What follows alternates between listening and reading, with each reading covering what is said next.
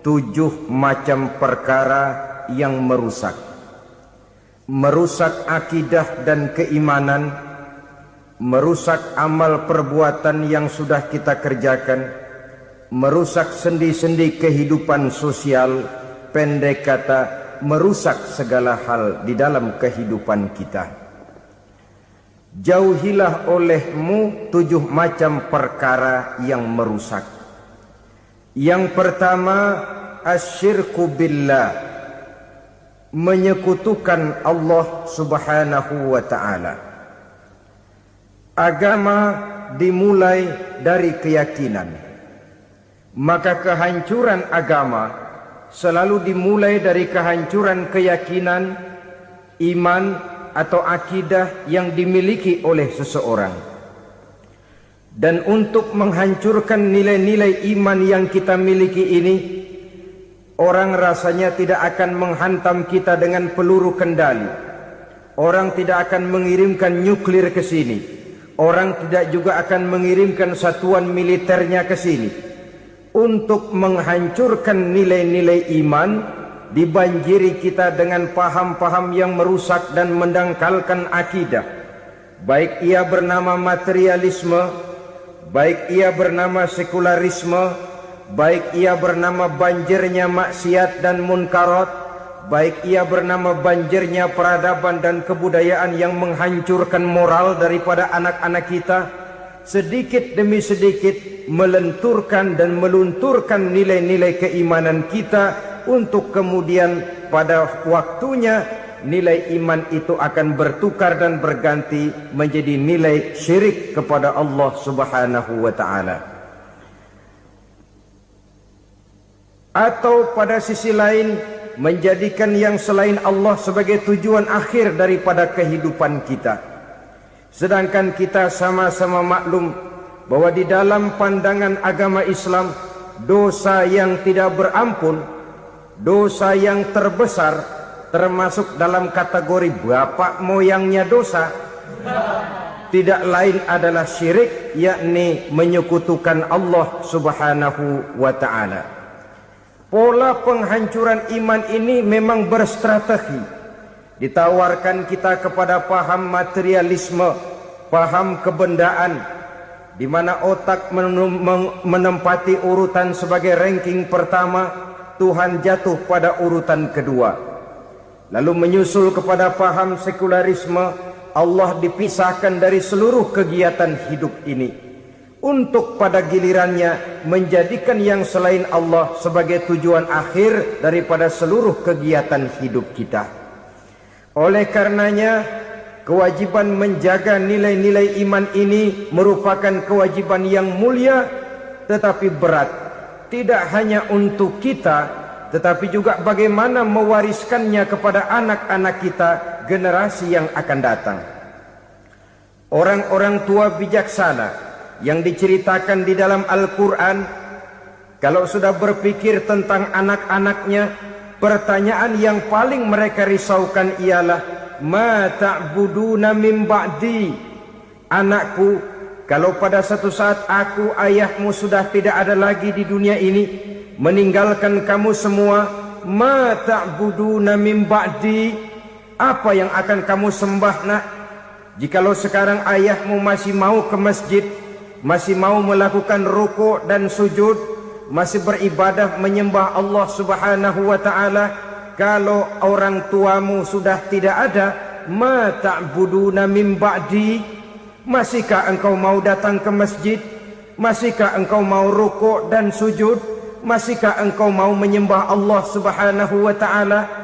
Pertanyaan ini yang dipikirkan oleh Nabi Yakub kepada putra-putranya. Pertanyaan ini yang diteruskan oleh Nabi Ibrahim kepada anak-anaknya.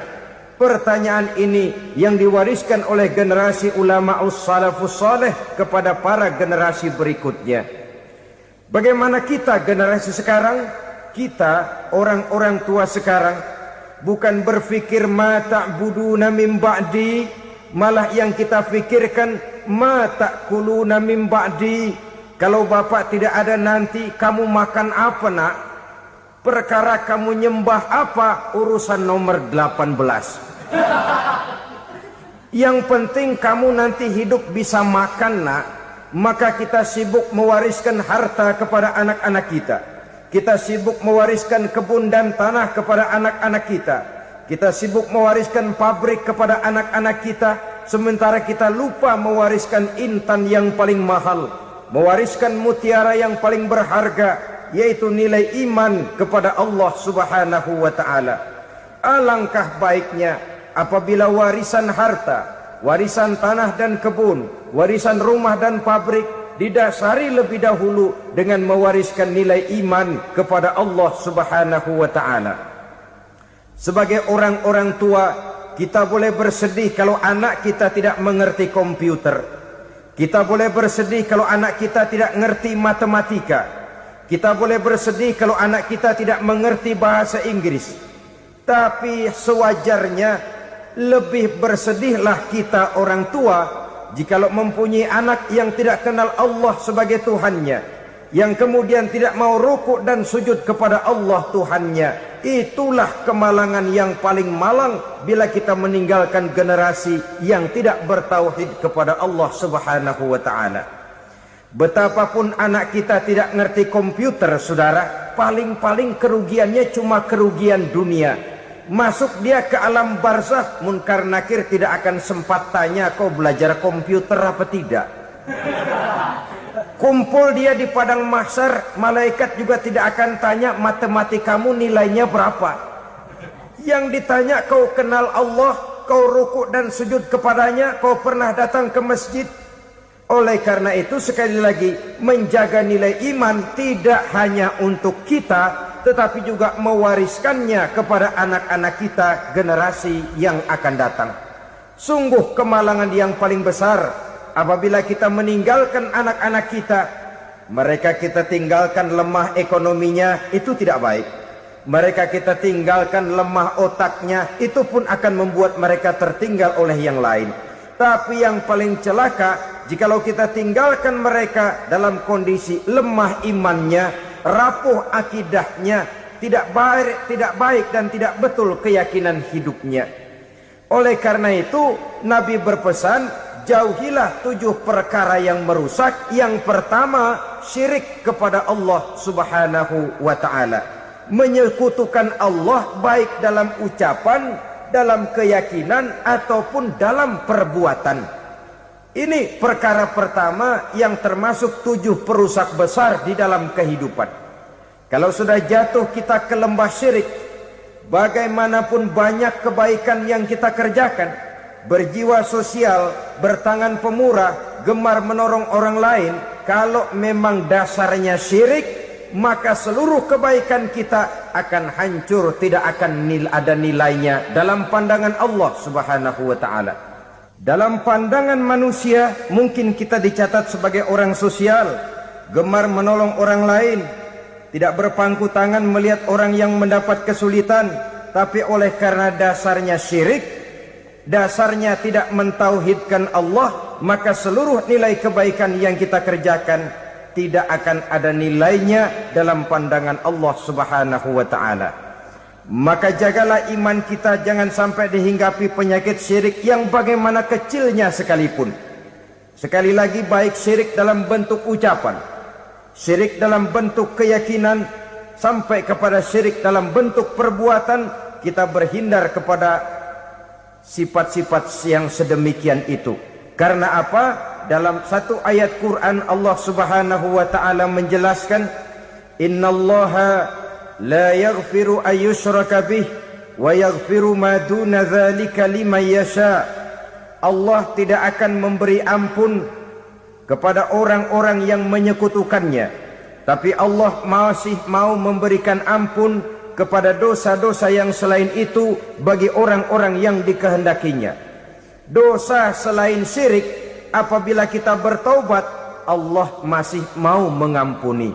Tapi kalau sudah jatuh ke tempat syirik, itu sudah dosa yang tidak berampun. Taubatnya tidak lain melepas syirik, kembali kepada tauhid, berkeyakinan bahwa hanya ada Allah Subhanahu wa ta'ala, Tuhan satu-satunya, yang lam yalid walam yulad walam yakul lahu kufuwan ahad.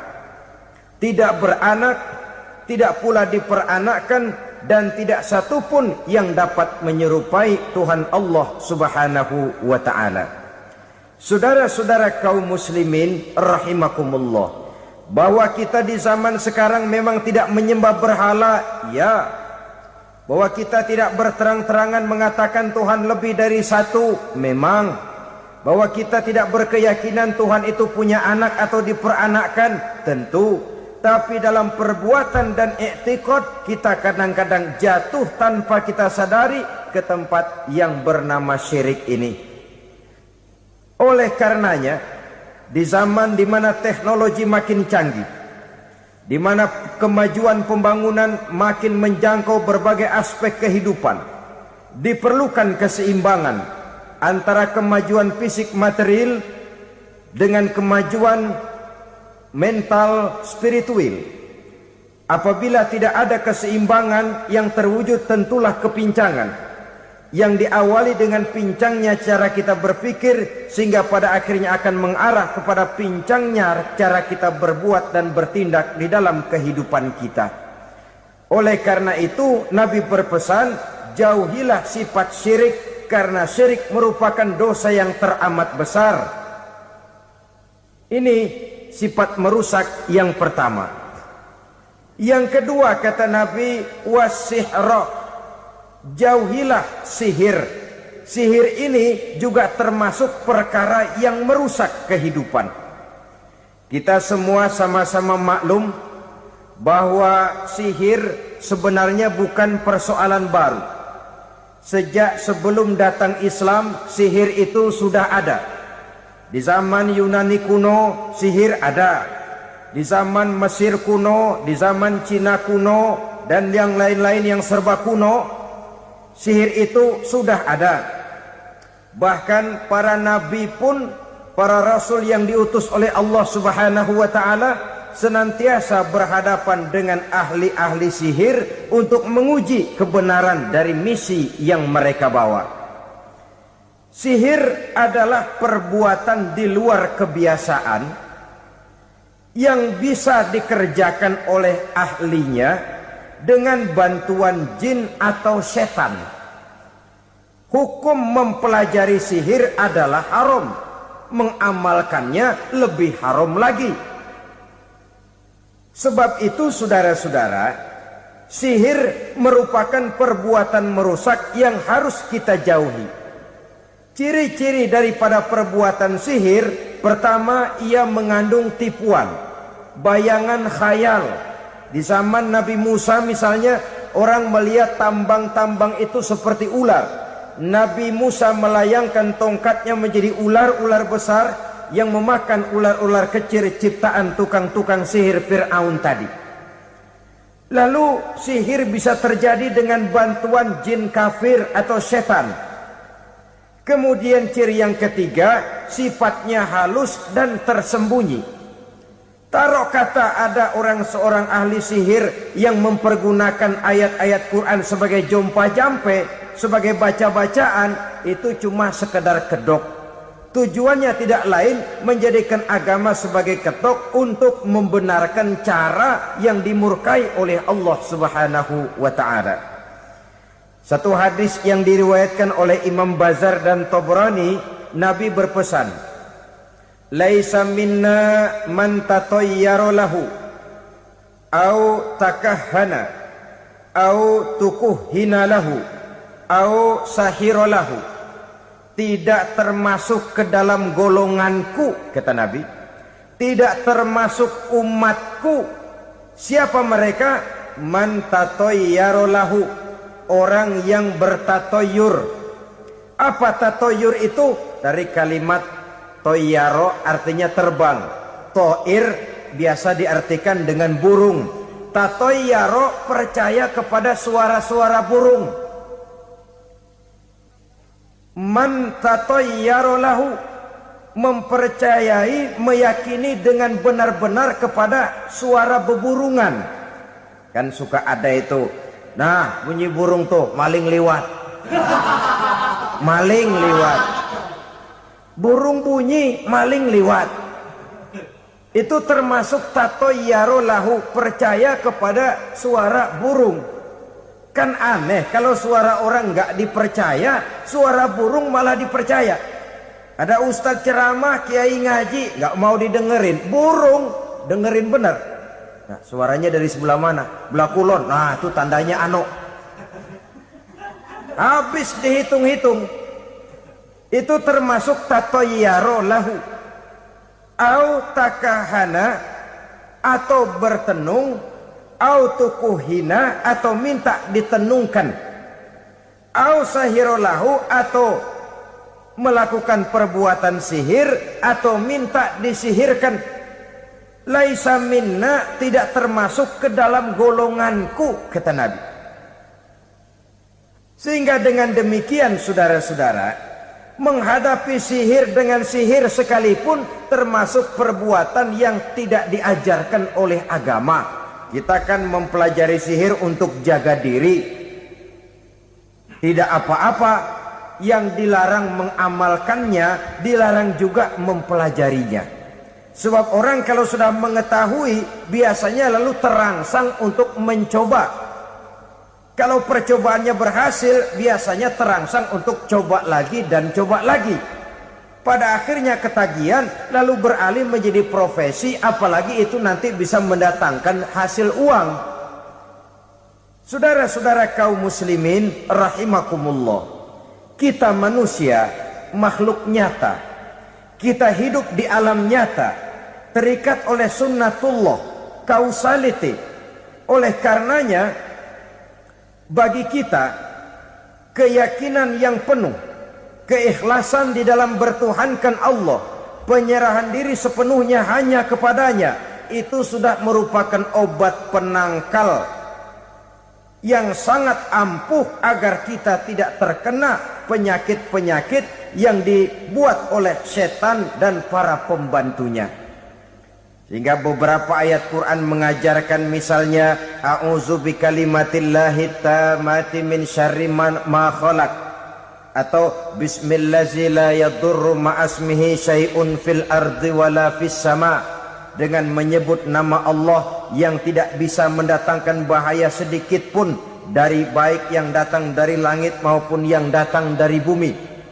Jiwa yang kosong dari keyakinan yang penuh kepada Allah, jiwa yang penuh was-was dan ragu-ragu, itu yang mudah terserang oleh penyakit-penyakit yang dikerjakan oleh para tukang-tukang sihir, yaitu oleh setan dan seluruh para pembantunya.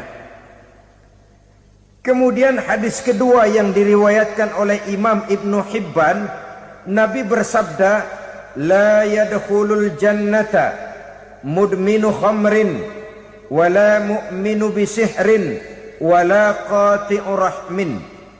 Tidak masuk surga. Ini Nabi yang bilang, tidak masuk surga. Siapa itu?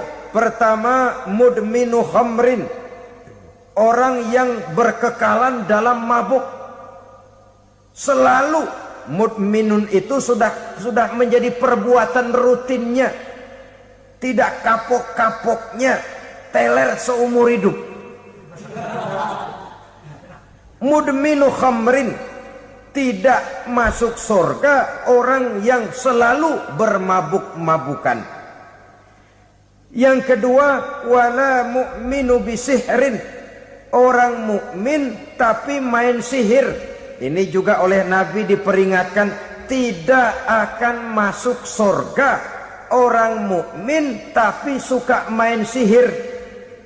Wala qati'ur rahmin, dan tidak juga orang yang memutuskan silaturahmi. Tiga macam manusia yang diperingatkan Nabi tidak akan masuk surga: orang yang selalu mabuk, orang mukmin yang main sihir, dan orang yang memutuskan silaturahmi. Saudara-saudara kaum muslimin rahimakumullah. Lalu orang berkata, kenapa dilarang kita bersihir? Padahal Rasul sendiri kan punya mukjizat. Nah, kita memang harus membedakan antara mukjizat dengan sihir. Dalam kehidupan agama kita kenal ada yang namanya mukjizat, Ada yang namanya karomah atau keramat biasa diucapkan. Ada yang namanya ma'unah. Ada yang namanya irhas. Ada juga yang namanya sihir. Kesemuanya ini berbeda, saudara-saudara. Yang dinamakan mukjizat itu khusus untuk para rasul saja. Satu kejadian luar biasa yang terjadi dilakukan oleh Rasul atas izin dari Allah Subhanahu wa ta'ala. Perbedaannya dengan sihir jelas. Sihir dari setan, mukjizat dari Allah. Sihir bisa dipelajari, mukjizat tidak. Sihir umumnya untuk maksud-maksud yang tidak baik, sedangkan mukjizat untuk memperkuat kebenaran yang disampaikan oleh para rasul dan ditentang oleh umatnya. Bahkan kafir Quraisy dahulu menganggap orang-orang ahli sihir itu berada dalam satu posisi yang hina, sehingga mereka mengatakan dan menuduh Nabi Muhammad sebagai tukang sihir. Tuduhan sebagai tukang sihir adalah tuduhan yang sangat aib dan hina. Di tengah masyarakat kufar jahiliyah, kedudukan tukang sihir dipandang sebagai kedudukan yang hina, sehingga mereka mengejek Nabi dengan sebutan tukang sihir. Jadi mukjizat hanya untuk Rasul saja. Kemudian karomah. Karomah ini asal kata dari karoma, kehormatan, kemuliaan yang diberikan Allah kepada hamba-hambanya yang rajin mendekatkan diri kepadanya. Oleh karena ketekunannya melaksanakan ibadah, Allah memberikan keistimewaan kepada orang itu, yang dengan keistimewaannya dia bisa mengerjakan yang tidak bisa dikerjakan oleh orang lain. Karomah hanya bisa dicapai dengan prestasi ibadah. Kalau sihir mau ibadah apa enggak, asal dia belajar, bersatu dan berteman dengan setan, memenuhi persyaratan-persyaratan setan, biasanya lalu bisa.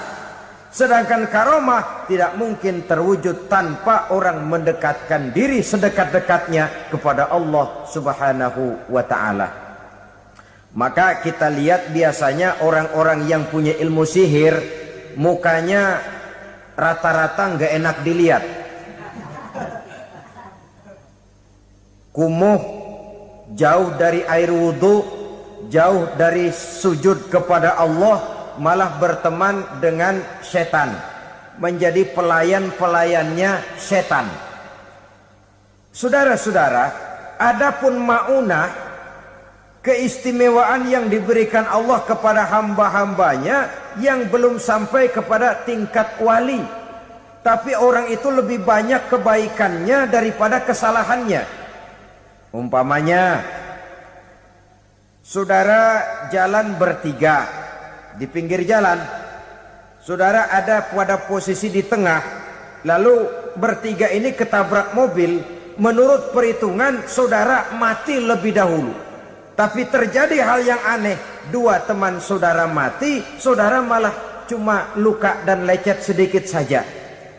Apa itu? Kalau kita lebih banyak kebaikannya daripada kesalahannya, itu yang dinamakan ma'unah, pertolongan yang diberikan Allah kepada hamba-hambanya yang lebih banyak kebaikannya daripada kesalahannya. Sedangkan yang dinamakan irhas, kejadian luar biasa pada diri seseorang pada waktu dia masih kecil, yang menunjukkan tanda-tanda keistimewaannya. Itu umumnya pada para nabi pada usia kecilnya sudah ada irhas, tanda-tanda istimewa. Jelas baik mukjizat, karomah, maunah maupun irhas berbeda dengan sihir. Sihir ini jelas saja merupakan bantuan dan persekutuan antara manusia dengan setan. Padahal setan, kata Allah dalam Al-Quran, innahu lakum aduwwum mubin, sesungguhnya setan bagi kamu adalah musuh yang sangat jelas. Saudara-saudara kaum muslimin rahimakumullah, di zaman sekarang dalam menghadapi beban kehidupan yang makin pelik, menghadapi stres yang tidak kunjung selesai, menghadapi persoalan-persoalan yang teramat berat, orang sering mencari jalan keluar kepada hal-hal yang menurut pendapatnya bisa meringankan beban moralnya itu. Pergilah dia mencari sesuatu yang dapat meringankan bebannya. Dan tidak jarang yang jatuh ke pangkuan tukang-tukang tenung, ke pangkuan tukang-tukang sihir, yang mereka itu oleh Quran dijelaskan kadzabal munajjimun walau sodaku. Tukang-tukang tenung, tukang-tukang sihir, mereka itu bohong walaupun benar. Maksudnya bohong walaupun benar artinya kalau yang mereka kerjakan benar itu sih kebenaran. Benar dengan kebenaran itu lain. Kebenaran, kebetulan bisa, tapi tidak untuk selalu. Apalagi kalau itu sudah membahayakan kehidupan orang lain. Jadi oleh karena itu Nabi berpesan jauhilah daripada sihir. Kalau sudah jauhilah dari sihir artinya ya jauhilah daripada mempelajarinya, jauhilah daripada bergaul dengan orang-orang yang ahli di bidang itu, karena dari pergaulan segalanya bisa menular. Baiklah saudara, ini yang kedua. Yang ketiga pesan Nabi, wa qatlan nafsil lati harramallahu illa bil haq. Membunuh orang lain dengan cara yang tidak benar. Membunuh orang yang diharamkan oleh Allah Subhanahu wa taala untuk melakukannya kecuali dengan alasan yang benar. Kita tahu Islam adalah agama damai. Sesuai dengan namanya, ia tidak dikembangkan dengan pedang dan kekerasan. Ia dikembangkan dengan keteladanan dan tuntunan moral. Oleh karena Islam bukan agama kekerasan, Islam pun tidak mementingkan dan mengajarkan kekerasan kecuali dengan alasan yang benar dan bisa dipertanggungjawabkan. Membunuh dengan sengaja, menghilangkan nyawa orang lain tanpa alasan yang bisa dibenarkan adalah merupakan dosa besar dan satu di antara 7 perkara yang bisa mendatangkan kerusakan dalam kehidupan dan yang hendaknya harus kita jauhi. Saudara-saudara kaum muslimin rahimakumullah, beberapa waktu yang lalu di sebuah kota kecil yang indah bernama New Auckland. Saudara tahu New Auckland? Itu dari Gunung Kidul masih ngidul lagi.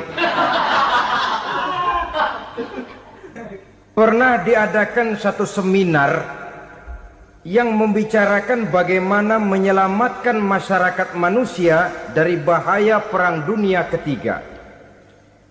Diperkirakan kalau terjadi Perang Dunia Ketiga, manusia tidak akan tersisa.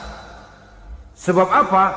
Pada waktu itu, cadangan nuklir yang dimiliki oleh bersama Amerika dan Rusia konon sudah sanggup memusnahkan 6 miliar manusia pada saat jumlah manusia baru 5 miliar. Jadi kelebihan nuklir dunia ini. Kalau terjadi Perang Dunia Ketiga, sulit manusia untuk tersisa. Maka dibahaslah di dalam seminar itu, wah, supaya tidak terjadi Perang Dunia Ketiga, maka perlombaan membuat senjata-senjata canggih, alat-alat pembunuh modern harus segera dibatasi. Dibahas, tidak mungkin kita membatasi perlombaan membuat senjata. Kenapa? Makin maju ilmu dan teknologi, makin canggih senjata yang ditemukan. Atom sudah meningkat menjadi nuklir, nuklir sudah meningkat menjadi neutron, dan kita tahu bom yang bernama neutron ini bom yang cukup membunuh tanpa perlu merusak. Artinya kalau dia diledakkan di kota kita ini, bangunan utuh, jembatan tidak ambruk, rumah-rumah tetap berdiri, tapi semua yang bernama hidup mati. Itu katanya lebih sopan dari bom atom. Sebab kalau si atom ini sudah membunuh, merusak pula. Neutron cukup membunuh saja tanpa perlu merusak. Jadi majunya senjata-senjata teknologi sebagai akibat yang logis dari kemajuan ilmu pengetahuan ini tidak bisa kita batasi. Dan memang sebenarnya yang bahaya bukan senjatanya, tapi manusia yang mengendalikan senjata itu. Mereka kembali kepada prinsip the man behind the gun. Bukan senjatanya yang bahaya, tapi manusia yang mengendalikan senjata itu yang bahaya. Walaupun senjatanya modern, katakanlah model M16 umpamanya, kalau yang mengendalikannya orang beriman, insya Allah aman. Tapi biar megang cuma senapan angin, kalau yang megang orang brutal, ngeri kita deket-deket. Apalagi kalau memang bukan ahlinya menggunakan senjata, bisa ngeker kaki kena jidat.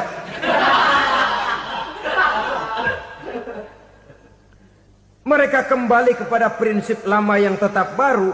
Bukan senjatanya yang harus dibatasi, manusia yang mengendalikan senjata itu yang perlu dibicarakan.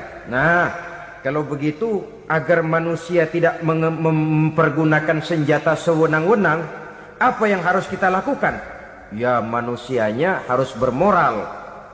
Ya, tapi moral yang mana? Di dunia ini banyak ajaran tentang moral. Itu pun mudah saja. Di sini kan kita undang saja ahli dari berbagai agama untuk membicarakan konsep perdamaian menurut agamanya masing-masing. Baik, setuju itu? Setuju. Maka tampillah para ahli agama, mereka kembali kepada prinsip moral daripada konsep yang terkandung di dalam ajaran agama untuk menegakkan perdamaian. Mula-mula naiklah ahli dari agama Hindu, dibacakan konsep perdamaian menurut ajaran agama Hindu, bahwa untuk damai manusia harus meninggalkan nafsu keduniaannya, menempuh samsara dan sebagainya untuk mencapai nirwana, menjauhi kemegahan dan kemewahan dunia. Ini lalu dibahas, rasanya juga tidak mungkin ini. Kemudian dari agama Nasrani, bahwa untuk damai manusia harus menciptakan sifat kasih sayang. Kalau ditampar pipi kiri, berikan pipi yang kanan. Kalau diberikan selendang, berikan baju. Nanti orang kasihan, lalu dia tidak akan nampar lagi. Ketika ini dibahas, ternyata rasanya pun tidak mungkin bisa diterima. Karena apa? Di zaman sekarang orang ditampar pipi kiri, dikasih pipi kanan. Bukan kasihan, gemes. Damai belum tentu, bonyok udah jelas. Lalu ketika dibacakan konsep perdamaian menurut Quran, di mana disampaikan ayat wa jazaa'u sayyi'atin sayyi'atun misluha faman afa wa aslaha fa ajruhu 'ala Allah. Balasan terhadap satu kejahatan adalah kejahatan yang seimbang, tetapi barang siapa yang memberi maaf dan mencari jalan damai, itulah yang terbaik dan akan mendapat pahala dari Allah Subhanahu wa ta'ala. Kamu tidak salah ditampar pipi kirimu, tampar lagi pipi kirinya sekeras dia menampar pipi kirimu. Nanti orang tidak mau menampar kita karena dia tahu kalau dia tampar kita, dia akan menderita tamparan sekeras dia menampar kita. Akan terjadilah prinsip saling hormat menghormati, tidak saling ganggu, tidak saling usil, tidak saling jahil. Atas dasar ini perdamaian bisa ditegakkan. Mereka bisa menerima konsep ini, tapi kemudian seminar ditutup tanpa satu keputusan resmi. Kenapa? Terus terang mereka kagum dengan konsep Islam, tapi sentimen lama terhadap nilai-nilai Islam telah menutup mata mereka untuk menerima kebenaran dari ajaran Al-Quranul Karim. Saudara-saudara kaum muslimin rahimakumullah, kembali kita kepada persoalan pokok. Roh adalah dari Allah. Dia akan kembali kepada Allah, milik mutlak dari Allah. Tidak pantas kita merampasnya dari orang lain. Tidak wajar kita menghilangkannya tanpa alasan yang dibenarkan oleh agama.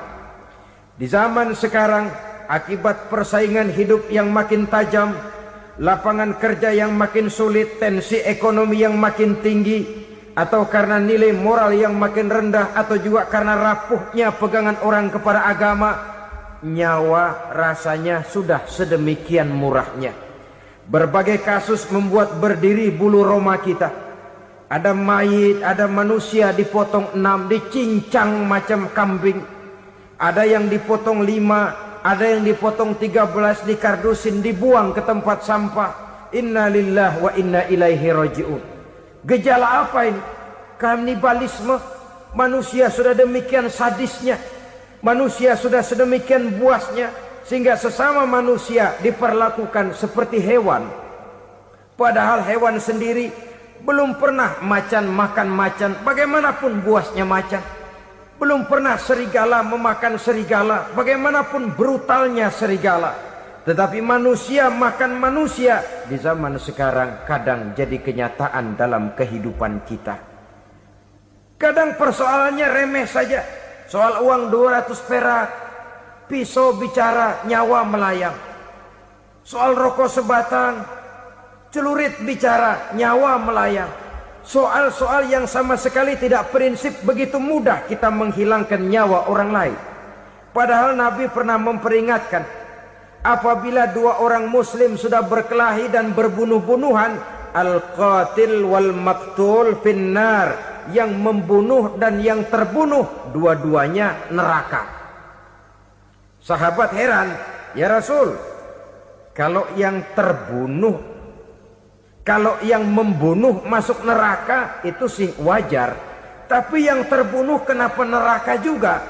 Beliau menjawab, dua-duanya sudah punya niat untuk saling membunuh. Niatnya itu yang diponten. Yang terbunuh cuman lagi apes aja, keduluan dia. Umpama tidak terbunuh, pasti dia yang akan membunuh. Oleh karenanya al-qatil wal maktul, yang membunuh dan yang dibunuh finnar, dua-duanya masuk ke dalam neraka. Islam menghormati kehidupan.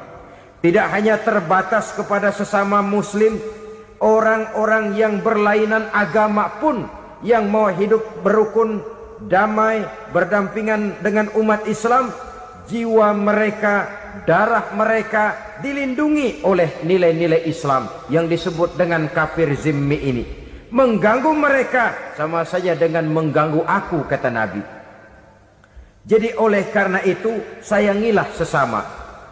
Kehidupan adalah anugerah Allah, bukan wewenang kita untuk mencabutnya dari orang lain, bukan wewenang kita untuk merampas dan menghilangkannya dari orang lain. Apa yang tidak enak terjadi pada diri kita, begitu pula lah apabila terjadi pada diri orang lain. Sehingga Nabi mengatakan, la yu'minu ahadukum hatta yuhibba li akhihi ma yuhibbu li nafsihi. Belum dikatakan beriman seseorang kamu apabila dia belum mencintai saudaranya seperti ia mencintai dirinya sendiri. Apa yang enak dirasakan oleh orang lain, enak juga dirasakan oleh dia. Mengukur orang lain dengan diri sendiri. Kalau orang lain tanpa salah saya fitnah, kalau saya tanpa salah difitnah orang, enak apa enggak? Enggak, orang lain juga begitu. Kalau orang lain tanpa salah saya tempeleng kepalanya, enak apa tidak? Tidak. Orang lain juga begitu. Yang tidak enak terjadi pada diri kita, tentu tidak enak juga kalau terjadi pada orang lain. Mengukur orang lain dengan diri sendiri, sehingga tidak timbul sifat egois, tidak menari di atas bangkai orang lain, tidak mendirikan kebahagiaan di atas untayan air mata orang lain. Sehingga dengan demikian saudara-saudara, dia bisa menghormati kehidupan, menghormati orang lain sebagaimana dia ingin dihormati. Inilah perbuatan ketiga yang merusak, membunuh orang lain dengan yang diharamkan Allah tanpa alasan yang benar. Yang ketiga. Kemudian yang keempat, perbuatan merusak wa aklar riba, makan riba. Hidup adalah tolong menolong. Bahasa kerennya take and give katanya. Saling memberi dan saling menerima. Nabi mengajarkan man kuraba kurbatan min kurabid dunya karaballahu lahu kurbatan min kurabi yaumal qiyamah. Wallahu fi aunil abdi madamal abdu fi auni akhihi. Siapa yang meringankan beban dari beban-beban yang dirita seseorang di dalam kehidupan dunia, Allah akan meringankan bebannya daripada beban-beban yang harus dipikulnya di hari kiamat nanti. Wallahu fi aunil abdi madamal abdu fi auni akhihi. Allah senantiasa akan menolong seorang hamba selama hamba itu masih mau menolong saudaranya. Allah selalu akan menolong seorang hamba selama hamba itu masih mau menolong saudaranya. Apabila kita sudah berpangku tangan terhadap kesulitan orang lain, biasanya pun pada saat kita mendapat kesulitan, kita akan sulit juga memperoleh pertolongan. Nah, riba alias renten, kedoknya adalah menolong orang, tapi sama juga bulu buntutnya dilepas, palanya dicekek. Menolong orang pada akhirnya menjadi beban bagi seseorang. Dan memang mencari orang-orang yang berada dalam posisi kesulitan.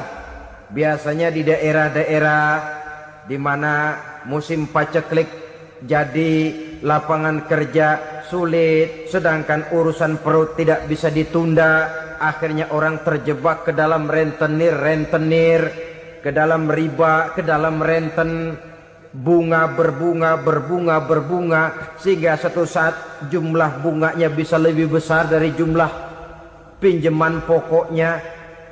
Kemudian kalau juga ternyata tidak bisa dibayar, rumah jadi taruhan. Memang rumah satu-satunya, begitu rumah ditarik mulain camping. Bukankah pada akhirnya akan mewariskan kesengsaraan? Oleh karena itu, kepada kita berusahalah jangan berhubungan dengan rentenir, jangan makan renten dan riba. Kepada mereka yang melaksanakan riba, walaupun mendatangkan keuntungan materi, tapi percayalah harta yang didapat dengan jalan riba tidak akan membawa keberkahan. Manakala tidak membawa keberkahan, dia tidak akan mendatangkan ketenangan di dalam kehidupan kita. Oleh karenanya, memakan harta riba termasuk perbuatan yang merusak sendi-sendi kehidupan sosial, merusak kehidupan orang lain, merusak kehidupan masyarakat, tetangga, pergaulan, dan sebagainya. Yang kelima, wa akla malil yatim, memakan harta anak yatim dengan cara yang zalim. Nih, memang lezat. Anak yatim itu nggak tahu urusan apa-apa. Kita diamanahkan untuk mengurusinya. Kadang-kadang dibentuklah panitia penyantunan yatim piatu. Yatimnya mah tetap kelaparan, panitianya yang pada gendut.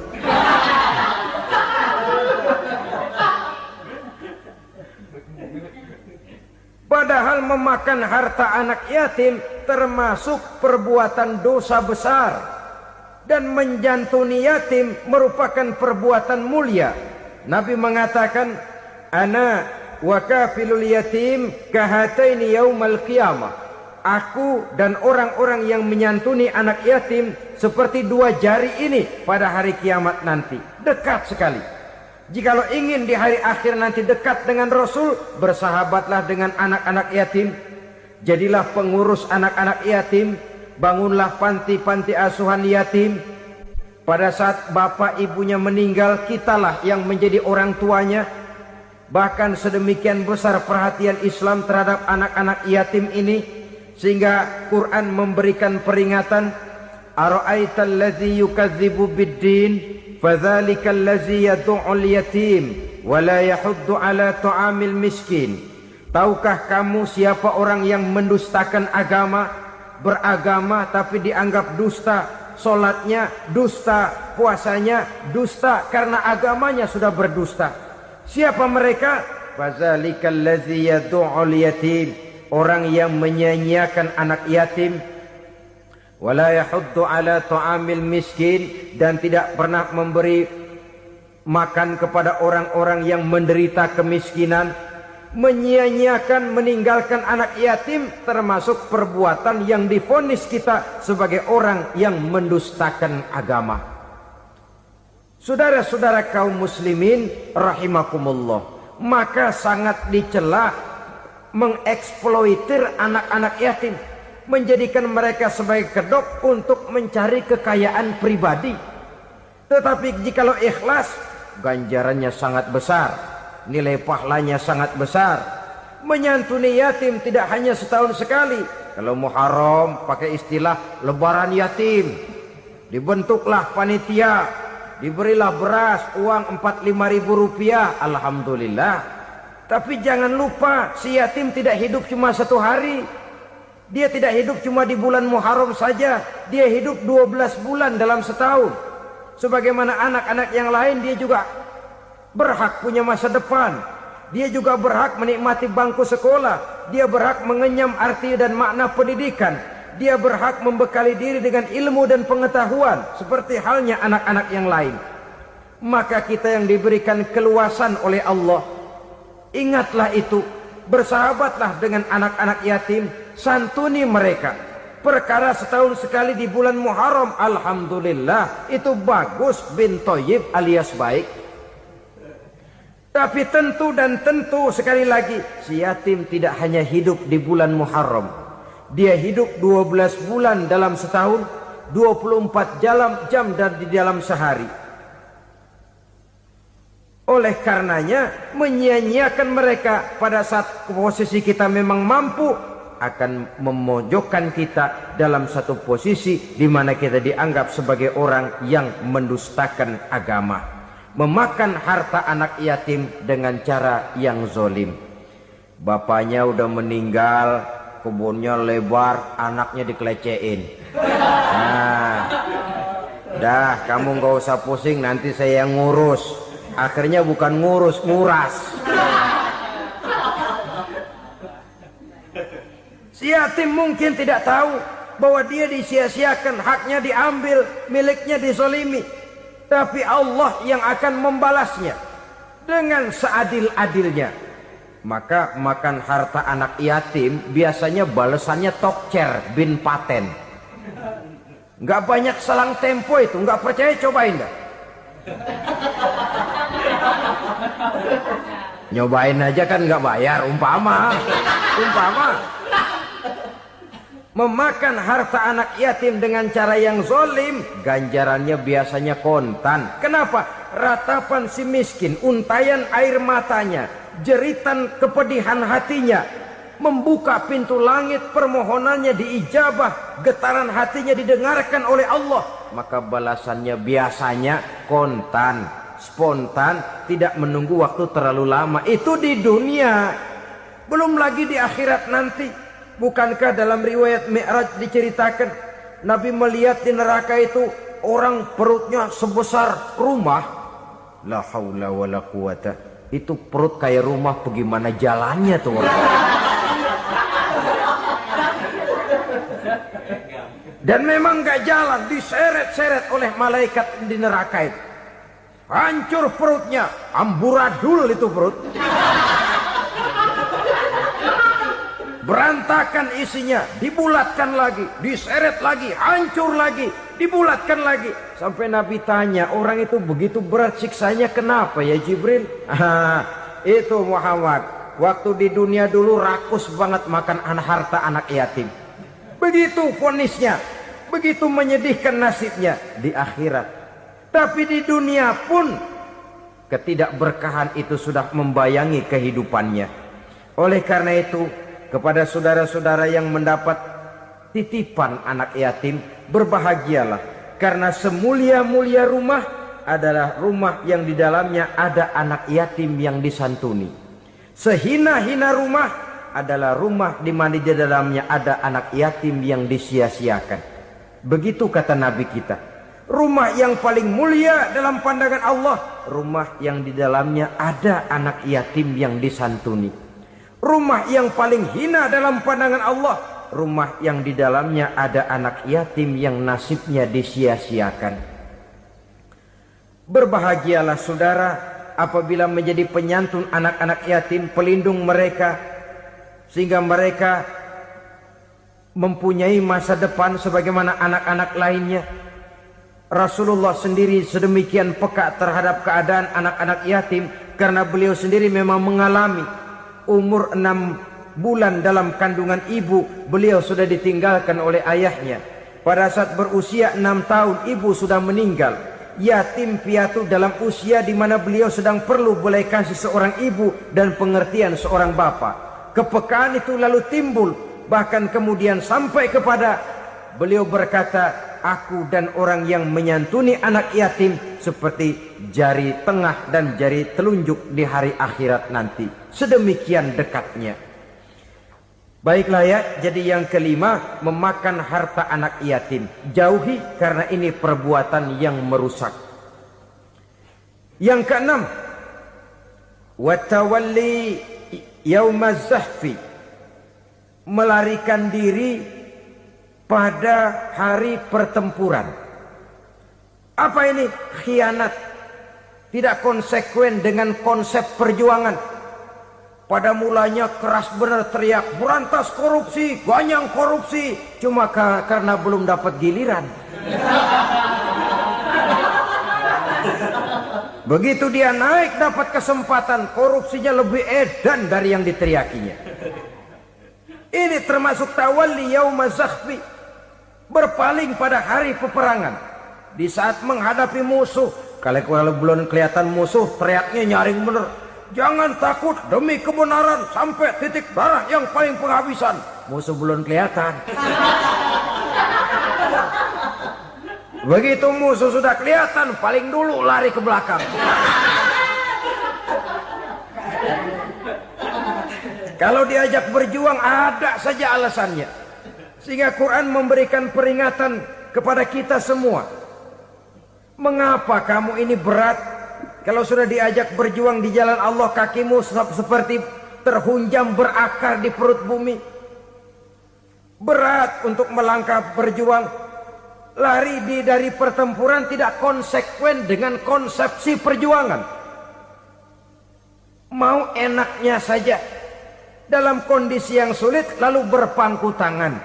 Ini termasuk ciri munafik yang di dalam Al-Quran disindir dengan bahasa kullama adha'a lahum masyaufi wa iza azlama alaihim qamu.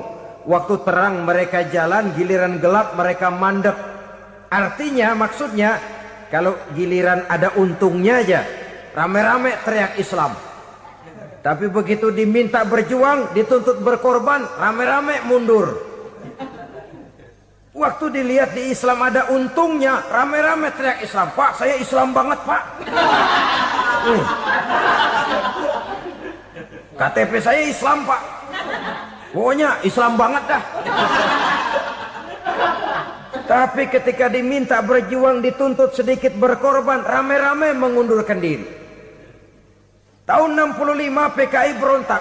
Waduh, waktu itu jadi orang Islam untung itu. Nggak dikejar-kejar, aman. Masjid rame, masjid, mobil-mobil mewah parkir di depan musola dan masjid. Kenapa? Waktu itu asal udah ke masjid aman. Islam selamat, untung. Tapi begitu keadaan aman, yang parkir di musola sepeda butut melulu.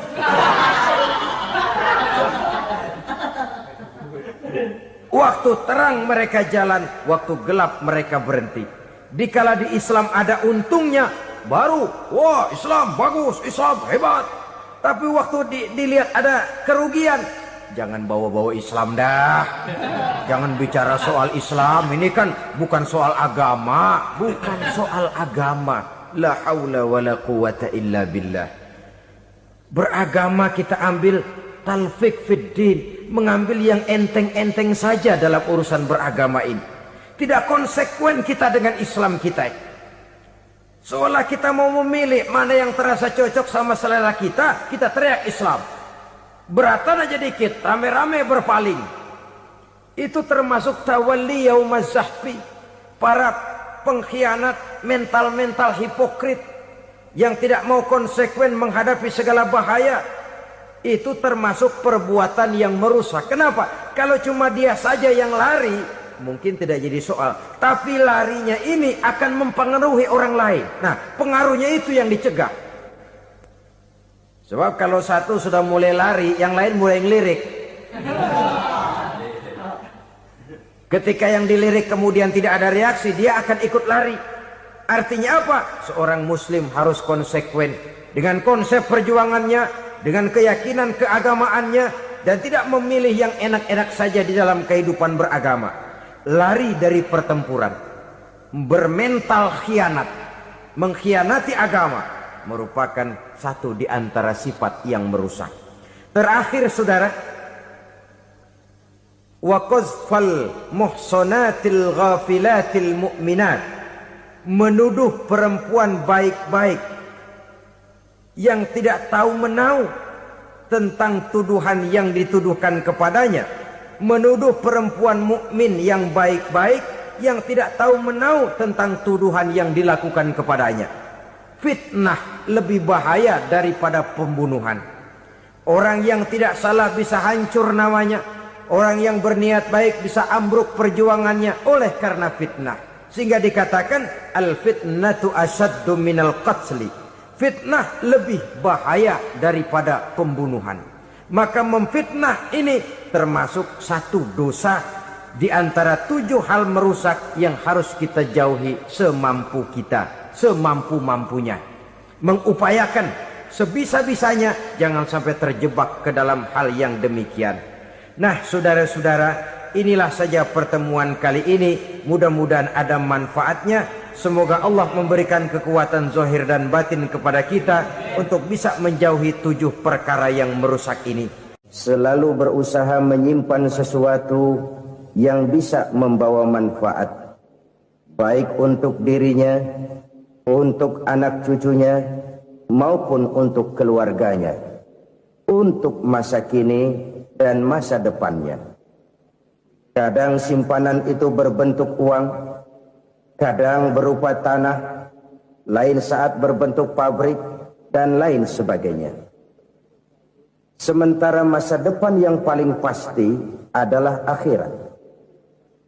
Jika untuk masa depan dunia kita rela memeras keringat, membanting tulang, pergi pagi dan pulang petang, menyimpan uang, menyimpan tanah, menyimpan pabrik, pernahkah kita merenung jika satu saat kiamat datang, kita dibangkitkan dari kubur masing-masing, berdiri di padang mahsyar untuk mempertanggungjawabkan seluruh kegiatan hidup kita di dunia ini?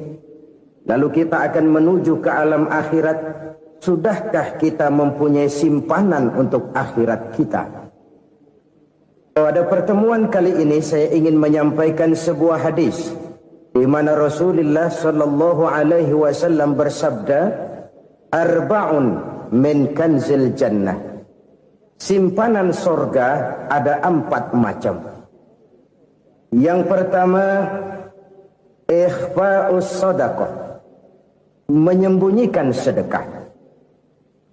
Saudara-saudara kaum muslimin, sebagaimana yang kita maklum bahwa Allah Subhanahu wa taala melebihkan sebagian rezeki dari kita terhadap yang lain. Ada yang kaya, ada yang setengah kaya, ada yang miskin, ada yang setengah miskin, dan selanjutnya. Ada yang gajinya kecil tapi penghasilannya gede. Ada yang penghasilannya gede tapi nggak punya gaji. Ada juga yang memang gajinya gede dan penghasilannya gede. Kelebihan rezeki merupakan sunnatullah dan tidak harus membuat kita merasa lebih dari yang lain. Bahkan sebaliknya, kelebihan itu harus membuat kita ringan tangan untuk menolong mereka yang memang memerlukan pertolongan. Kalau saudara diberikan ilmu, maka pertanyaan akhirat cuma satu: ilmumu kau amalkan untuk apa? Kalau saudara diberikan umur yang panjang, pengadilan akhirat juga bertanya satu: umurmu kau habiskan di mana? Tapi kalau saudara diberikan harta, pengadilan akhirat akan bertanya 2: hartamu kau dapat dari mana, kau belanjakan kemana. Dari mananya ditanya, dan kemananya juga ditanya. Oleh karena kita akan dimintakan pertanggungan jawab, maka amanah yang bernama harta ini harus kita gunakan dengan sebaik-baiknya. Ada penggunaan yang merupakan kewajiban, itu zakat namanya. Ada penggunaan yang sewaktu-waktu, itu infak namanya.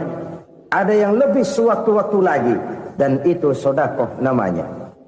Zakat dia terikat oleh haul dan nisab, oleh putaran batas waktu dan ukuran dari harta itu sendiri. Sedangkan infak terikat oleh situasi dan kondisi perekonomian seseorang. Sedangkan sedekah tidak terikat dengan apapun. Dalam kondisi seperti apapun kita bisa melakukan sedekah dengan yang terkecil sekalipun. Sampai-sampai Rasulullah sallallahu alaihi wasallam mengajarkan, la tahqiranna minal ma'rufi syai'an walau an talqa akhaka biwajhin talik. Atau ada hadis, tabassumuka fi wajhi akhika laka sedekah. Senyumanmu kepada temanmu adalah sedekah. Jadi untuk melakukan sedekah tidak harus dalam berbentuk uang. Dengan ilmu kita bisa sedekah, dengan tenaga kita bisa bersedekah, dengan pikiran kita bisa bersedekah, bahkan senyum kepada teman itu pun sedekah. Jadi kalau sedekah dengan uang memang belum punya uang, nyengir aja banyakin. Itu asal pada tempatnya, jangan lalu ketemu tiang listrik cengengesan. Tentu tidak pada tempatnya dan tidak wajar. Nah, sedekah yang paling dicintai Allah adalah sedekah yang disembunyikan. Artinya jauh dari sifat riya. Dan kadang-kadang ada orang sedekah itu disebutkan namanya. Apa tidak bagus? Kalau memang niatnya ikhlas, ya bagus-bagus saja. Untuk memberikan sugesti kepada yang lain. Di Fulan bin Fulan nyumbang sekian, diumumkan. Boleh kalau niatnya untuk memberikan rangsangan kepada yang lain supaya dia menyumbang lebih besar dari orang tadi. Tapi kalau itu mendatangkan riya, maka sedekah yang paling dicintai Allah adalah sedekah yang disembunyikan. Tangan kiri saja tidak tahu apa yang diberikan oleh tangan kanan. Sedekah yang dilakukan dengan ikhlas akan merupakan perbendaharaan surga. Tersembunyi dari pandangan orang lain. Tidak seorang pun tahu. Karena memang sikap yang baik adalah melupakan kebaikan dan mengingat kesalahan. Itu salah satu ciri orang bahagia. Orang yang selalu mengingat kesalahannya dan berusaha melupakan segala kebaikannya. Kalau dia akan berada kebaikan, dia tidak bisa ikut. Dia merasa rugi karena dia merasa belum pernah berbuat baik. Tapi kalau akan melakukan kesalahan baru, dia ingat kesalahan yang sudah-sudah. Sehingga terhalang baginya untuk melakukan satu kesalahan baru. Demikianlah saudara-saudara, bahwa Allah melebihkan rizki sebagian kita dari yang lain, agar terjadi tolong-menolong dalam kehidupan ini. Jadi kesenjangan yang nature, kesenjangan yang alami, itu sunnatullah. Ada yang kaya, ada yang miskin, ada yang kelas menengah. Nah, kenapa lalu sekarang kita berusaha mengentaskan kemiskinan? Oleh karena adanya kesenjangan struktural. Kalau yang kaya bisa semakin kaya, kenapa yang miskin tidak bisa naik jadi ikut sedikit kaya? Sebab pada dasarnya Islam adalah agama yang sejak turunnya sudah berupaya memerangi kemiskinan. Bahkan dikatakan kemiskinan itu mendekatkan kepada kekufuran. Orang kalau miskin udah dekat banget sama kafir. Gampang menjadi kafir. Berapa banyak saudara-saudara kita yang oleh karena soal perut, oleh karena soal materi, terpaksa meninggalkan dan menanggalkan akidahnya. Menjual petunjuk yang diberikan Allah dengan kesenangan dunia yang cuma sebentar ini. Na'udzubillah, thumma na'udzubillah. Jadi makin kita sembunyikan satu sedekah, semakin banyak perbendaharaan kita di surga. Sedekah yang paling dicintai Allah adalah sedekah yang disembunyikan. Malahan ada seorang sufi, dia punya kebiasaan kalau pergi sholat Jumat dia bawa uang, itu uang dia taruh di bawah tikar masjid. Dia niat sedekah kepada siapa saja yang nemuin itu duit. Maksudnya apa? Supaya yang nemuin nggak tahu siapa yang punya duit. Demikian dia saking ingin menyembunyikan sedekahnya. Karena sifat ria itu bisa memakan amal kita sendiri. Ria itu termasuk menyebut-nyebut kebaikan kita. Orang yang suka nepuk dada, sedikit-sedikit ngitungnya kalau nggak gua.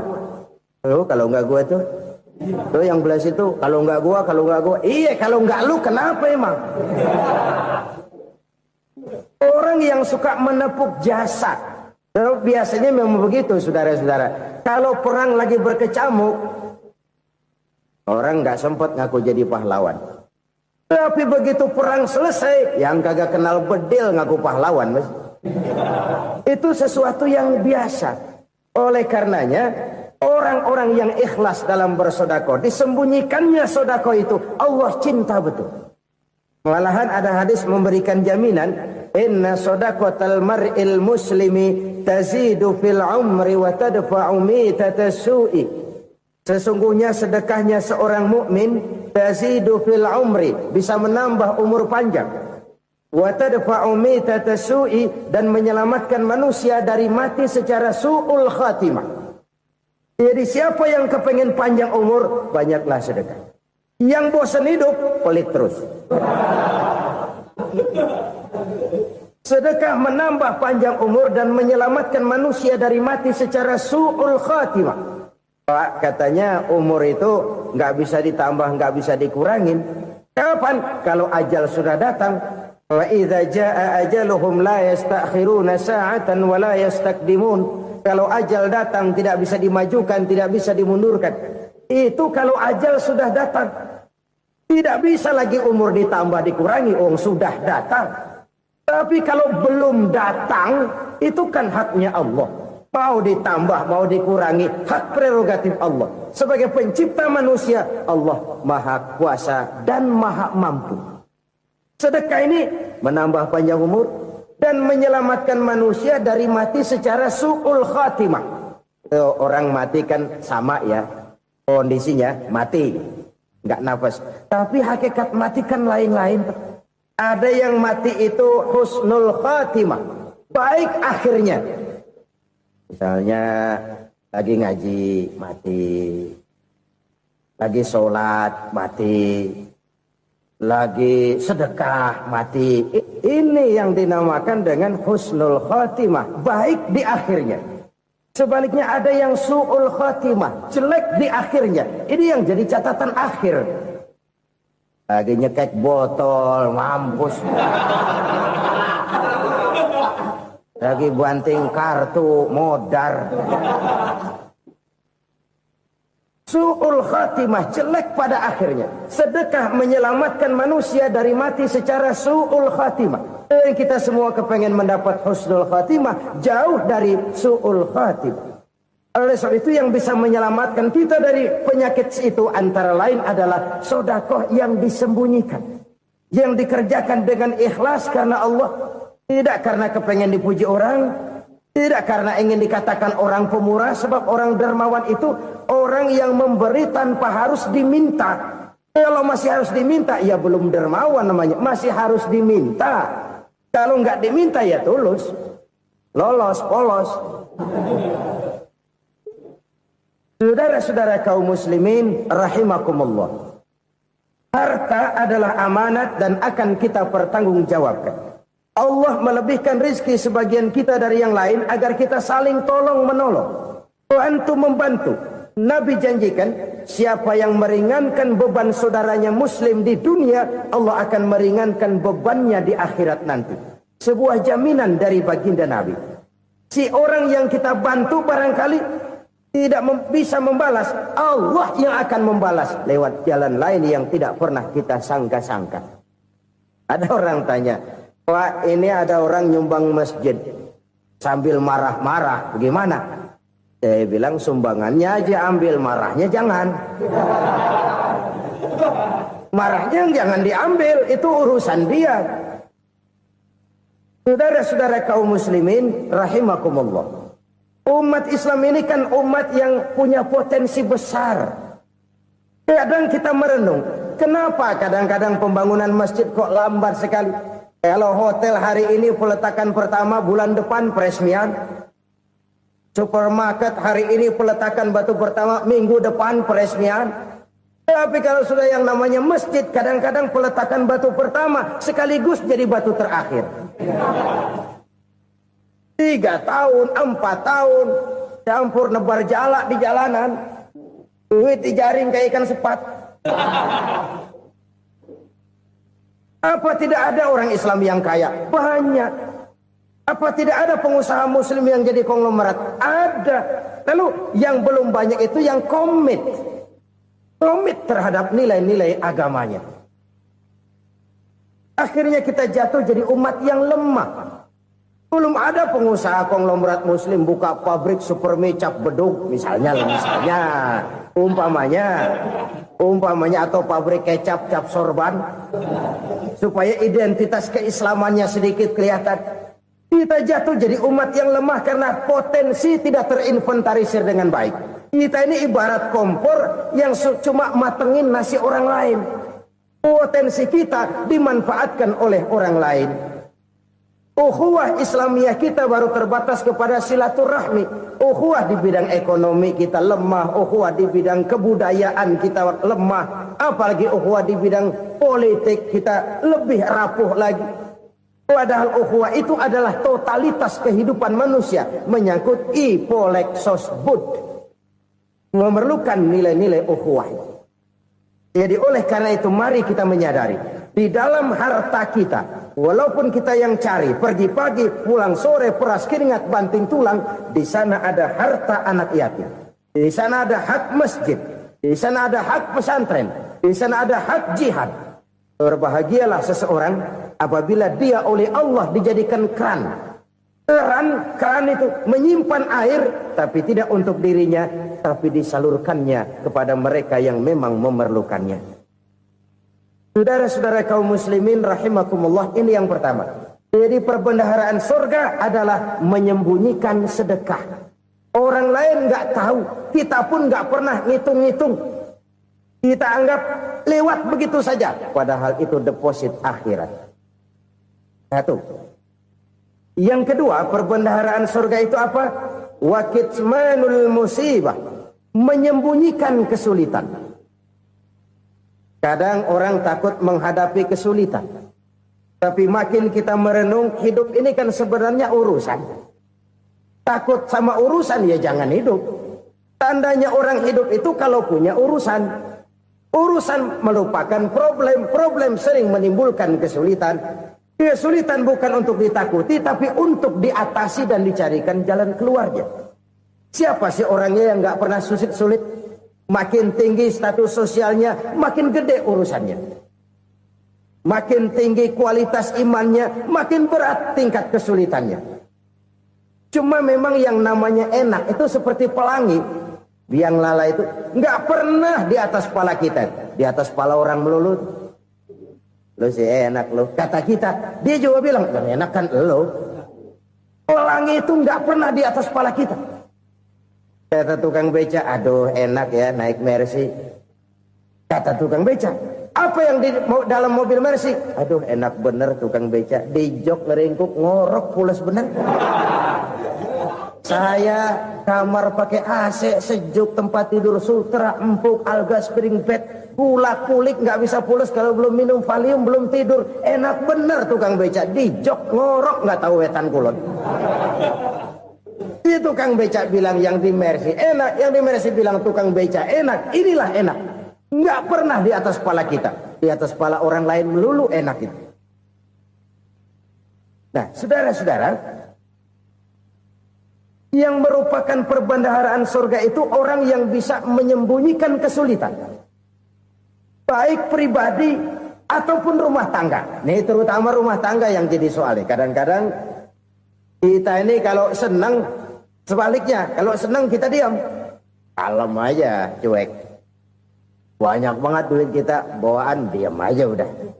Malah ketemu orang takut. Tapi begitu susah, sekampung tahu. Padahal Nabi mengajarkan perbendaharaan surga itu menyembunyikan musibah, menyembunyikan kesulitan.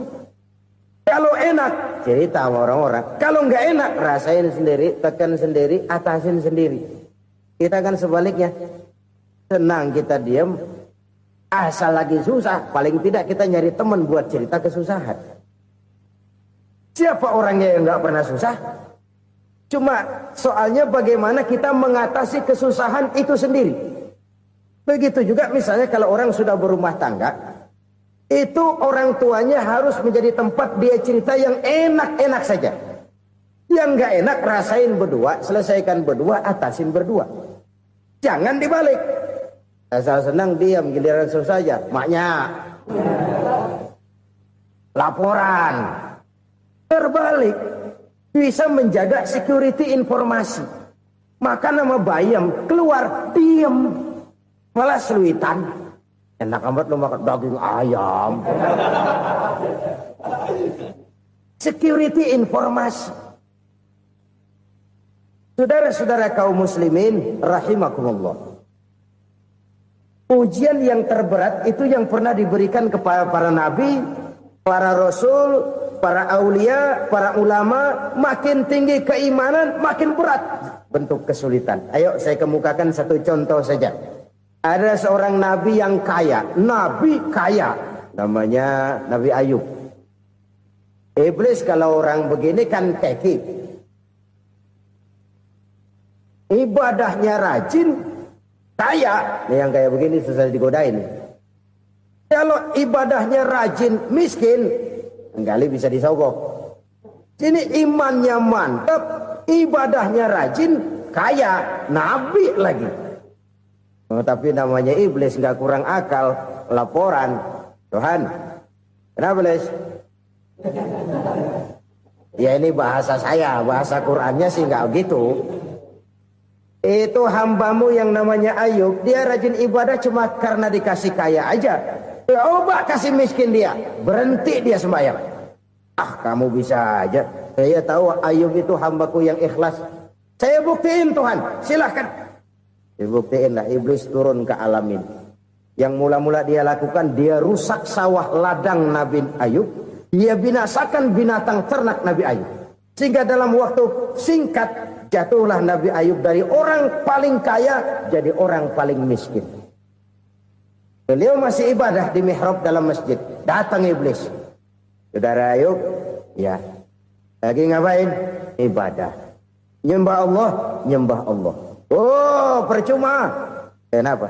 Tuhan yang ente sembah nih, dia udah bikin miskin ente. Sawah ladang ente hancur lebur, binatang ternak binasa. Sekarang ente jadi orang paling miskin. Ngapain nyembah Tuhan kayak begitu? Tekor. Udah berhenti dah ibadah, berhenti ibadah. Ini iblis sama Tuhan laporannya lain, yang dikerjakan kepada Nabi Ayub juga lain. Benar begitu iblis kata Nabi Ayub? Iya. Sawah ladang saya habis, buras. Binatang ternak saya binasa, binasa. Saya miskin, bangpak. Apa jawab Nabi Ayub? Bukan innalillahi, ya ini hebat. Alhamdulillahillazi a'tani wa akhza minni. Segala puji bagi Allah yang telah memberikan harta kepada saya dan sekarang mengambilnya lagi. Alhamdulillah. Allah yang ngasih, Allah yang ambil. Itu mah urusan Allah. Iblis cuman ibadah jalan terus, sujud lagi Nabi Ayub. Iblis seleher gondok banget. Dasar Nabi nggak mempan dia apa-apain. Miskin malah alhamdulillah. Allah yang ngasih, Allah yang ambil. Jadi kalau kita tidak komit, kita tidak terikat kepada kaya, miskin, senang, susah, apa yang bisa bikin kita susah? Jadikan kekayaan, kemiskinan, jadikan senang, susah sebagai anak buah yang bisa kita atur.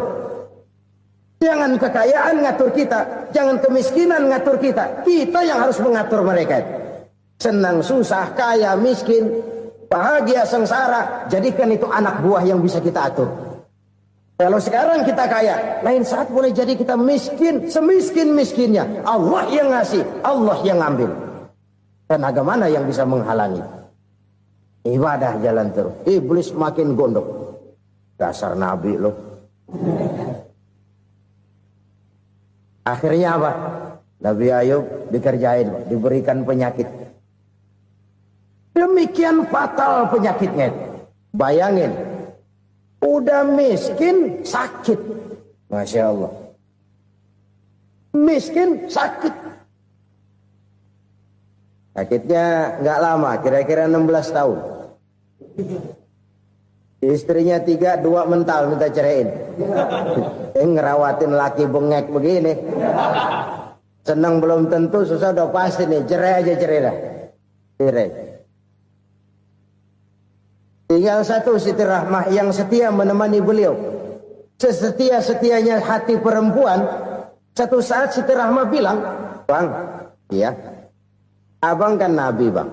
Lalu, namanya Nabi kan doanya jarang meleset, Bang. Maksud kamu minta kenapa sih sama Tuhan biar abang sembuh, baik dah, Bang?" Siti Rahmah, "Iya. Saya sakit berapa tahun sih dah? 16 tahun, Bang. Sebelum ini saya sehat berapa tahun? Ya kira-kira 60 tahun, Bang. Nah, coba ente banding-bandingin, Rahmah. Saya dikasih sehat 60 tahun. Dikasih sakit 16 tahun. Sudah nggak sabar mau doa kepada Allah minta sembuh. Saya malu kepada Allah. Diuji dengan yang luar biasa seperti ini, tidak mengganggu stabilitas kehambaannya. Dia tetap menghamba kepada Allah Subhanahu wa ta'ala. Saudara-saudara kaum muslimin rahimakumullah. Kunci menghadapi kesulitan itu apa? Allah jelaskan dalam satu ayat, "Wa basyiris sabirin alladzina iza asabathum musibah qalu inna lillahi wa inna ilaihi raji'un." Gembirakan orang-orang yang sabar. Siapa mereka itu? Yang apabila mendapat musibah mereka kembali kepada keyakinan dasar. Segalanya dari Allah dan segalanya akan kembali kepada Allah. Ini konsepsi dasar dari sikap muslim dalam menghadapi berbagai kesulitan. Segalanya dari Allah, segalanya akan kembali kepada Allah. Kalau ini sudah kondisi dasarnya, maka kita akan lapang menghadapi kenyataan bagaimanapun pahitnya. Apakah itu namanya miskin, apakah itu namanya sakit, bahkan maut sekalipun. Segalanya dari Allah, segalanya akan kembali kepada Allah. Ini sikap hidup, bukan sekedar ucapan. Kita kadang-kadang menjadikannya sebagai ucapan. Mulutnya sehingga berhenti, innalillahi wa inna ilaihi raji'un, tapi nangisnya terus gerung-gerungan. Bukan itu, ini kesadaran moral. Kalau segalanya dari Allah, segalanya kembali kepada Allah, kan sebenarnya cuma nunggu giliran. Hari ini saya nyembayangin dia, entah hari apa saya disembayangin orang. Hari ini saya antar dia ke kubur, entah hari apa orang nganterin saya ke kubur. Hari ini saya tahlilkan dia, entah nanti kapan orang tahlilkan saya. Segalanya dari Allah, segalanya akan kembali juga kepada Allah. Oleh sebab itu saudara-saudara, kesulitan bukan untuk ditakuti. Kesulitan justru untuk diatasi, dicarikan jalan keluarnya. Dan tidak ada orang yang tidak pernah mendapat kesulitan. Tidak ada. Semakin tinggi status sosial, semakin tinggi kualitas keimanan, semakin besar juga tingkat kesulitan. Hanya saja bagaimana cara kita mengatasinya.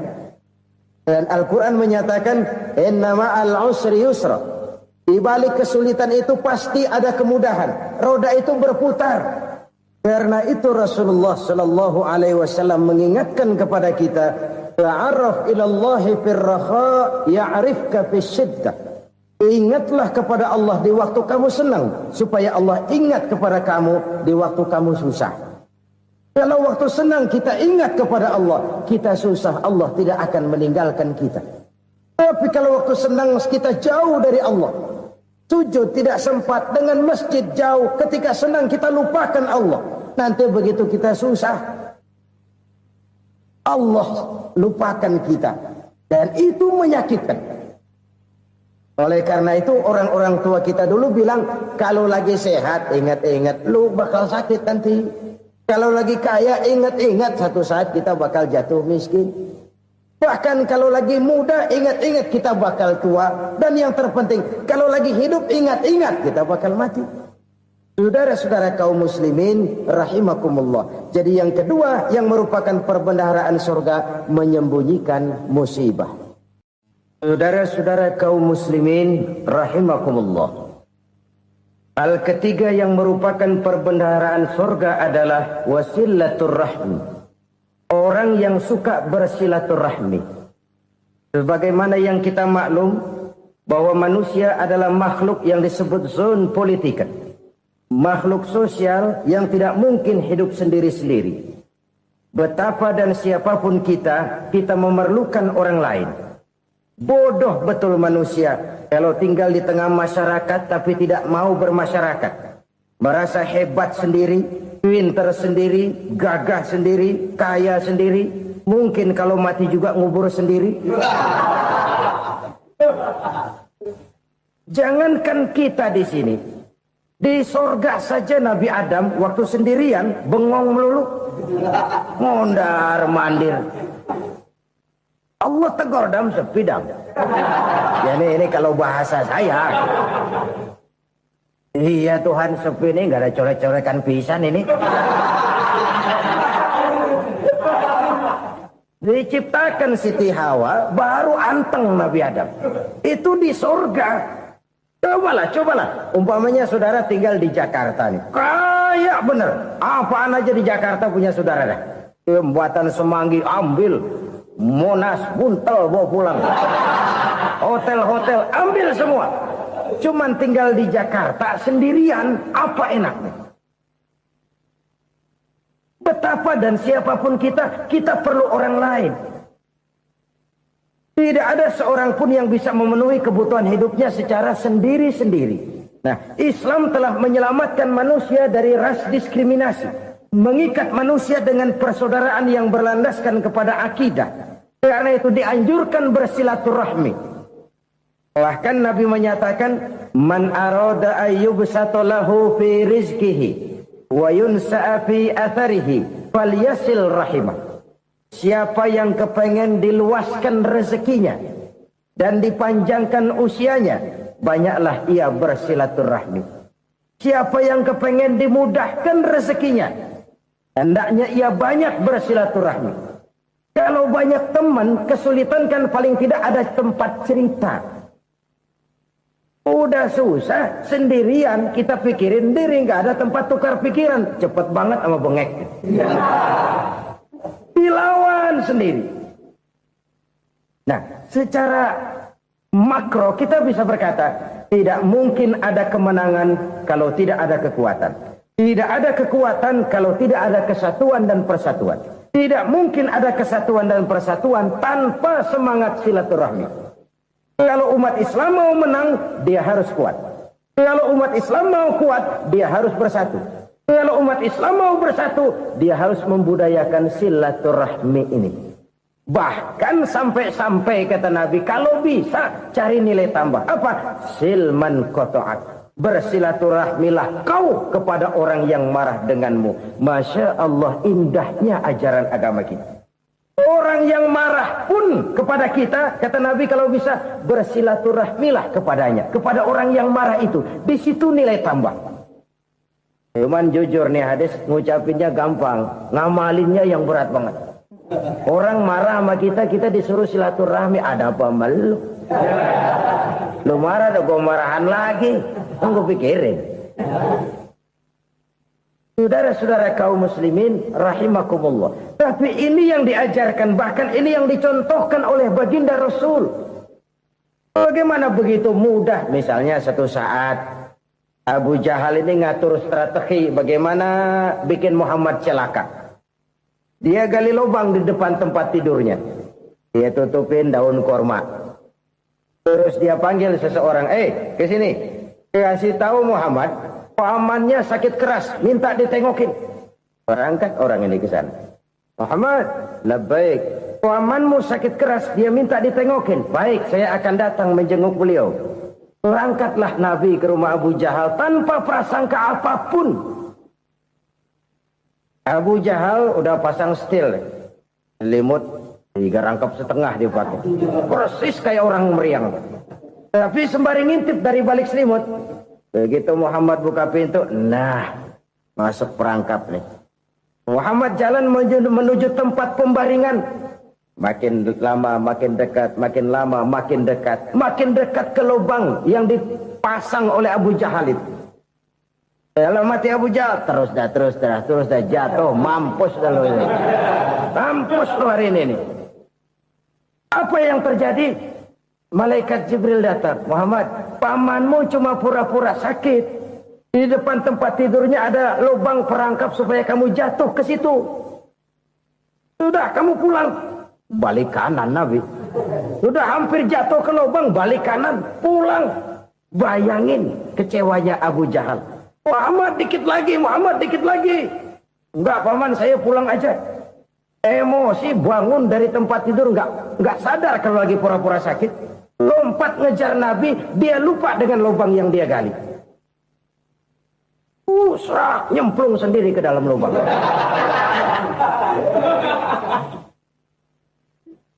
Nabi terus berlalu. Ini terjadi keanehan. Jatuh ke lubang yang dia gali itu sebenarnya nggak terlalu dalam ya. Antara 3-4 meteran lah. Tolong saya jatuh ke lubang ini. Datanglah pelayan-pelayannya itu. Angkat saya dari sini. Ngulurin tambang. Satu gulung, belum juga nyampe itu tambah. Kurang, beli lagi ke warung. Sambung, ulur lagi. Nggak juga bisa sampai. Wah ini kerjaan Muhammad ini. Tolong siapa salah seorang kamu ke rumah Muhammad. Kasih tahu encangnya kecebur. Minta ditolongin. Sampaikan kepada Rasul. Kenapa? Pamanmu jatuh ke lubang, Muhammad minta tolong diangkatin. Tambang udah nyambung-nyambung nggak nyampe juga. Ya nanti saya datang saya tolong. Nyata-nyata orang berniat jahat mau mencelakakan dia. Datang dia menolong. Ini yang disebut air tuba dibalas air susu ya ini. Bukan sebaliknya. Air tuba dibalas air susu. Paman, cebur ya? Iya Muhammad tolongin nih. Pegang tangan saya. Nabi ulurkan tangannya, nyampe, dipegang oleh Abu Jahal, diangkat ke atas, sampai atas. Apa kata Abu Jahal? Sihirmu memang hebat Muhammad. Udah ditolongin dikata sihir, yang enak kita kemplang kan itu orang begitu. Urusan apa? Tapi inilah akhlak. Kalau bisa kamu bersilaturahmilah dengan orang yang marah kepadamu sekalipun. Orang marah kita tetap baik. Kalau kita berbuat baik sama orang yang memang baik, rasanya sih biasa-biasa aja. Orang baik kita baik lagi, ya draw aja, belum ada nilai tambah di situ. Baru ada nilai tambah kalau kita bisa berbuat baik kepada orang yang nyakitin kita. Itu namanya kita setingkat di atas dia. Dia sakitin kita, kita berbuat baik sama dia. Dia pelit sama kita baik sama dia. Dia marahin kita deketin dia. Di situ kita punya nilai tambah. Jadi siapa yang ingin diluaskan rezekinya kata Nabi dan dipanjangkan umurnya, hendaklah ia banyak-banyak bersilaturahmi. Sederhana sebenarnya silaturahmi, tapi silaturahmi membangkitkan semangat kesatuan dan persatuan. Kesatuan dan persatuan melahirkan kekuatan.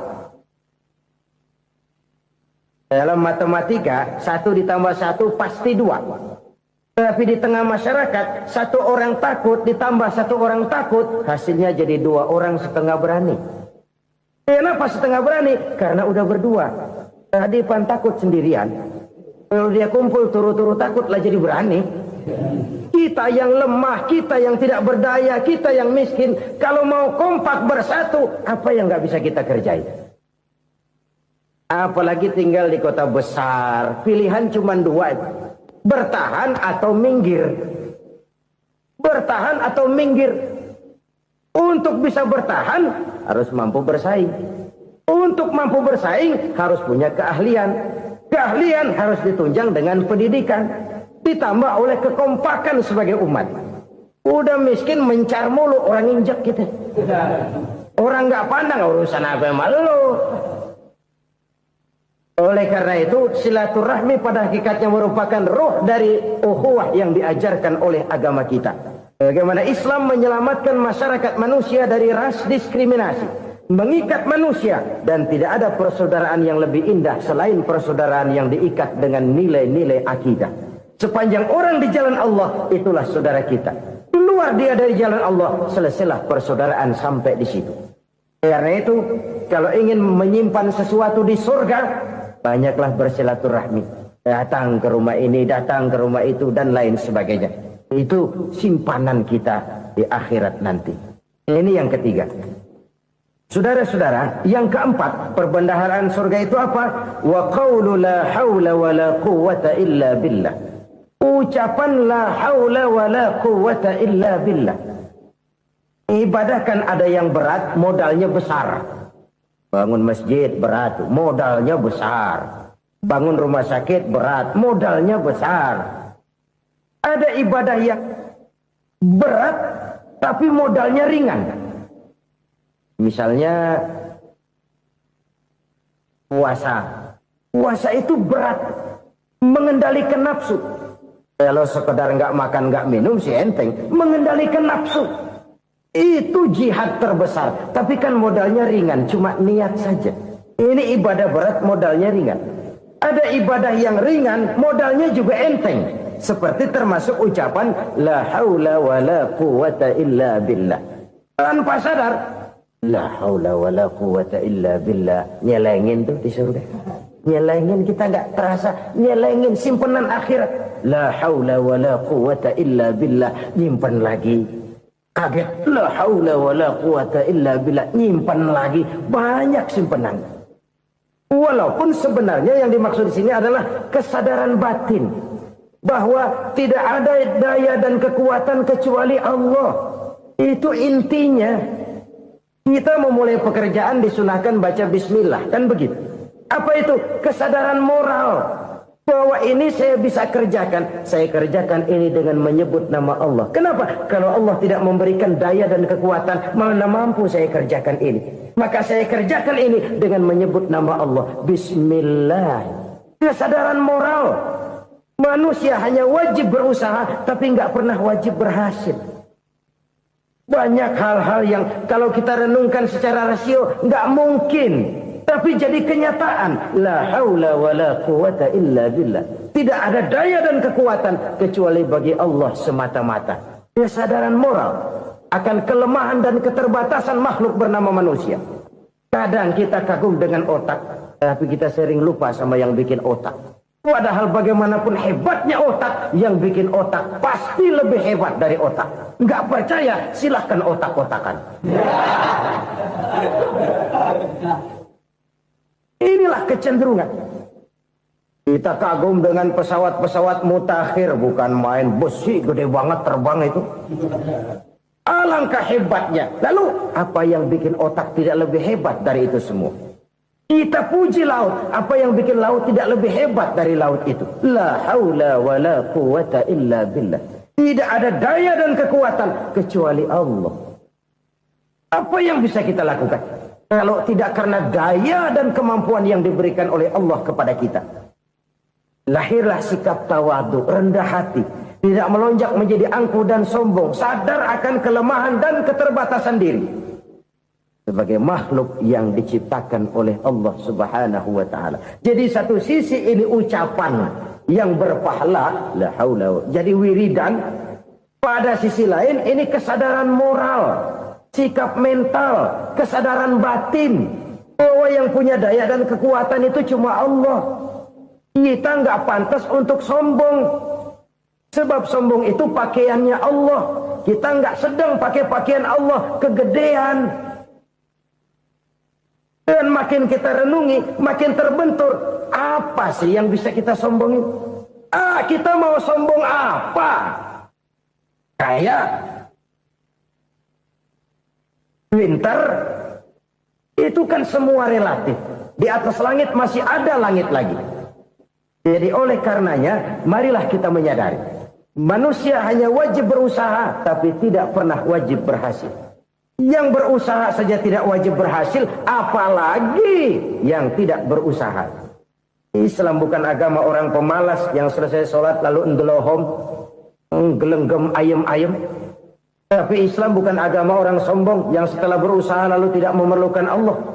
Kita bisa saja bikin proyeksi tahun sekian kita bakal panen besar menurut perhitungan otak. Tapi ada kejadian lain. Apa? Tikus ngambek. Habis itu dimakanin tikus, panen gagal. Proyeksi rasional gagal oleh tikus-tikus yang ngambek itu. Bisa saja terjadi. Tahun depan kita panen besar, urung. Kenapa? Musim panas panjang. Jadi sekarang ini koran-koran bikin berita musim mengalami penyelewengan. Bukan cuma manusia yang nyeleweng sekarang. Musim pakai nyeleweng. Mestinya kan musim hujan udah selesai, masih hujan-hujan juga. Musim. Nah sekarang kita boleh bikin proyeksi, kita bakal panen besar. Tahu-tahu musim panas panjang, sawah retak, air kering. Cari teknokrat yang paling botak, suruh pendekin tuh musim panas. La haula wa la quwata illa billah. Inilah kesadaran moral. Saudara, saya teringat satu saat ada seorang konglomerat. Umurnya ya kira-kira 70-an. Suatu saat dia ditanya oleh wartawan, Pak, umur Bapak berapa sih? Ya paling 10 tahun. 10 tahun? 10 tahun? Anak Bapak berapa orang? Satu. Satu saja? Satu. Harta Bapak berapa? Ya paling-paling bangsa 7 juta kali. 7 juta? Iya. Pak, kenapa Bapak bohongi saya? Bapak punya buku biografi. Koran-koran, majalah-majalah banyak memuat cerita riwayat hidup Bapak. Saya tahu umur Bapak 70. Kenapa bilang cuma 7 tahun? Saya tahu anak Bapak 8. Kenapa cuma bilang 1? Saya tahu harta Bapak miliaran, mungkin triliunan. Pabrik di mana-mana, bank di mana-mana. Kenapa bilang uang Bapak cuma 7 juta? Nah, kata si konglomerat tadi, kamu benar nak, kamu benar. Umur saya kalau jumlahnya memang 70 nak. Cuman ingat-ingat saya, baru 7 tahun terakhir ini saya sujud. Baru 7 tahun terakhir ini saya berusaha dekat dengan Allah. Saya laksanakan perintahnya, saya jauhi larangannya. 7 tahun inilah rasanya yang ada nilainya di hadapan Allah. Yang 63 tahun matong, kelabu, kelem umur gue. Habis untuk maksiat, untuk munkarat. Maka ketika ditanya tadi, umur saya 7 tahun itu. Oh begitu Pak. Oh iya. Lalu anak Pak. Anak Bapak kan 8. Kenapa bilang cuma 1? Nah, kalau jumlah hitungannya memang anak saya 8. Tapi dari 8 orang ini rasanya cuma 1 nih yang bakal jadi buah hati, belahan jantung, pelanjut cerita, penerus sejarah, bakal jadi anak soleh yang akan mendoakan saya. Cuma 1 rasanya anak saya ini yang bakal jadi buah hati saya, besar-besaran saya, yang akan mendoakan di kubur saya, yang akan mendoakan di akhirat saya. Yang 7 orang mana? Masya Allah, yang atu tenggeng, yang atu nyekek botol mulu, yang itu nggak karu-karuan. Makanya saya bilang 1 anak saya yang akan bisa mendoakan saya. Oh begitu Pak. Iya. Nah harta Pak, harta Bapak kan triliunan. Pabrik Bapak di mana-mana. Uang Bapak hampir di tiap bank-bank besar. Kenapa bilang cuma 7 juta? Betul kau nak. Harta saya kalau jumlahnya memang miliaran, triliunan mungkin. Tapi yang saya ingat baru 7 juta tuh yang saya belanjakan di jalan Allah. Saya nyumbang masjid, saya santuni yatim piatu, saya bantu pembangunan pesantren, saya bantu pembangunan rumah sakit Islam. Itu yang akan saya bawa pulang ke akhirat, yang 7 juta itu. Yang triliunan itu nanti akan diperebutkan oleh anak-anak saya sebagai waris saya. Jadi harta saya 7 juta itu yang bakal nemenin saya di akhirat, yang akan saya bawa pulang jadi teman saya. Saudara-saudara kaum muslimin, jangan-jangan orang tua itu adalah kita-kita ini. Jangan-jangan kita-kita ini adalah orang tua itu. Jangan-jangan itu potret dari diri kita masing-masing. Dari sekian umur yang diberikan Allah, berapa tahun yang ada nilainya di hadapan Allah. Dari sekian anak-anak yang merupakan amanah, berapa yang akan mendoakan kita sebagai orang tuanya menjadi anak soleh? Dari sekian banyak harta yang diberikan Allah, berapa yang akan kita bawa pulang menghadapnya nanti, yang kita belanjakan di jalan Allah? Ini sebuah potret kehidupan. Karena itu kita kembali kepada la haula wa la quwwata illa billah. Kita wajib berusaha, kita wajib berikhtiar. Selebihnya segala daya dan kekuatan hanya milik Allah saja semata-mata. Satu kesadaran batin dari setiap pribadi muslim. Setelah ia berusaha dan berikhtiar, ia menyerahkannya kepada Allah Subhanahu wa ta'ala. Jadi satu sisi ini merupakan wiridan ucapan yang mengandung pahala. Pada sisi lain ini merupakan sikap batin dari seorang muslim di dalam ia menghadapi realitas kehidupan ini. Saudara-saudara kaum muslimin rahimakumullah. Kalau ini kita jadikan satu basis kehidupan, maka ini akan menyelamatkan manusia dari kemungkinan tergelincir menjadi orang yang lupa diri dan lupa darat. Sebab itu Imamul Ghazali berpesan, jadidis safinah fa innal bahra amiq wa khuziz zad fa inna safara ba'id wa khaffifil hamla fa innal hamla sadid. Perbarui selalu kapalmu karena lautan sangat dalam. Bawa bekal yang banyak karena perjalanan ini sangat jauh. Ringankan beban karena kebanyakan beban akan menyakitkan. Alangkah indah kalimat ini, alangkah dalam makna yang terkandung di sana. Perbarui selalu kapalmu karena lautan sangat dalam. Apa artinya ini? Jaga mentalmu baik-baik. Pelihara imanmu baik-baik karena hidup penuh cobaan seperti lautan. Kita kalau berlayar di lautan kan kadang-kadang tenang, angin bertiup sepoi-sepoi basah. Jika malam datang bintang gemintang bertabur menghias cakrawala, rembulan memantulkan sinarnya dengan indah. Dalam keadaan begitu berlayar enak. Tapi lain saat ombak menggunung, halilintar menyambar, angin topan bertiup. Berapa banyak sudah saudara-saudara kita yang tenggelam di lautan dunia tanpa sadar bahwa dia belum sampai kepada pantai yang akan dituju. Berapa banyak sudah saudara-saudara kita yang tenggelam di lautan dunia ini tanpa sempat bangkit lagi. Dia menyangka sudah sampai kepada tujuannya. Hati-hati kapal jangan sampai bocor karena lautan sangat dalam. Iman ini jaga baik-baik karena hidup penuh dengan ujian. Wa khuzizat fa inna safara ba'id. Bawa bekal yang banyak karena perjalanan sangat jauh. Saudara mau ke Bandung, bawa duit. Saudara mau ke Surabaya, banyakan lagi duitnya. Saudara mau ke Mekah, gepokan, iketan tuh duit nggak lembaran lagi. Makin jauh perjalanan, makin banyak bekal yang harus kita bawa. Kalau saudara dari Jakarta mau ke Surabaya, nggak bawa duit berangkat juga, itu sih bukan berani namanya, nekat. Sampai Surabaya belum tentu, sengsara di jalan udah pasti. Kenapa? Nggak bawa bekal berangkat. Sama juga kita nih, misalnya belum sempat sembahyang, mati. Waduh, berani banget orang. Belum punya bekal, mati.